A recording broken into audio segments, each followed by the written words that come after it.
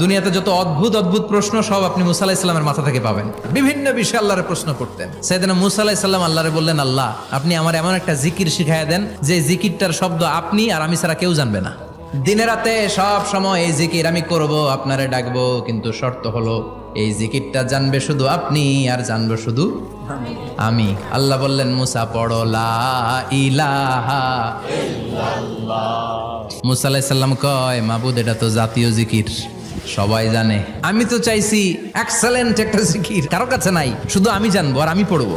আল্লাহ বললেন, মুসা এই লা ইলাহাকে যদি এক পাল্লায় রেখে দাও, তাম বিশ্ব, 7 আকাশ 7 জমিনটারে তুলে যদি তুমি আরেক পাল্লায় রেখে দাও, লা রাজাহাত কাফাতু লা ইলাহা ইল্লাল্লাহ, মুহূর্তের মধ্যে লা ইলাহার পাল্লা ভারী হয়ে যাবে।